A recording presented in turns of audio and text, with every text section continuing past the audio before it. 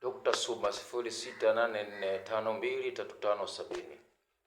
Maisha ya mwanadamu yanahitaji kuwa mepesi, ndipo utapoifurahia dunia na ndipo utapokuwa unatekeleza haki katika njia iliyokuwa nyepesi. Na utapokuwa umefanikiwa mambo yako kuwa mepesi, hakikisha unatenda haki. Haki ni msingi wa kushukuru. Kitendo cha kutenda wewe haki, na maana pale umetekeleza shukrani kwa Mwenyezi Mungu, na atazidi kukufungulia na kuweza kukupa faida zake mbalimbali zilizokuwa wazi na zilizokuwa zimejificha. Sasa mwili unahitaji kuwa na nuru, mwili unahitaji kuwa na mvuto, mwili unahitaji kuwa huru katika kupambana na utafutaji. Nitakufundisha leo kitu ambacho kitakusaidia katika kuusafisha mwili wako na kuondoa vifungo vya aina mbalimbali.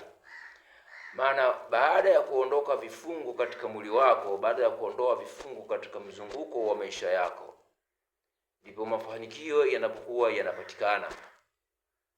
Sasa mafanikio yanapokuwa yanapatikana, ndipo akili yako inatekeleza utulivu. Na kuwa makini sana.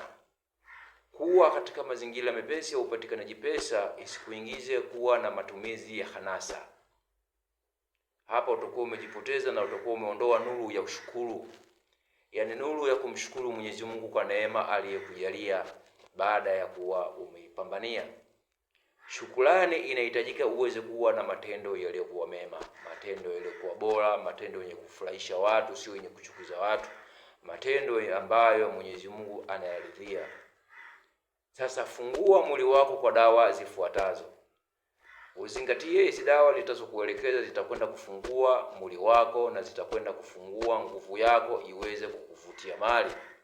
Kila binadamu ana nguvu asilia ambayo inaweza kumletea amali njema. Hii nguvu huwa inafunikwa kutokana na maisha ya watu ambayo wasiopenda nuru watu waweze kuwa nayo, watu ambao ni wachawi. Fungua nuru yako, fungua nguvu yako kwa dawa hizi ambazo ninakwenda kukuelekeza. Ni Dr. Suma 0684523570. Nguvu ambayo itakusaidia katika kutibu ama kutotua hilo shida yako. Sayansi ni kitu ambacho ni kizuri sana katika tiba. Sayansi ndiyo inayotibu. Sayansi pia ndiyo inayoroga. Sasa wapo ambao wanayotumia sayansi kwa njia ya kuroga. Sisi waganga tunatumia sayansi kwa njia ya kuponya. Sasa kitu cha msingi ni kuzingatia na kutajia dawa na mfumo na njia zake kuweza kufanya ili ufanye mwenyewe.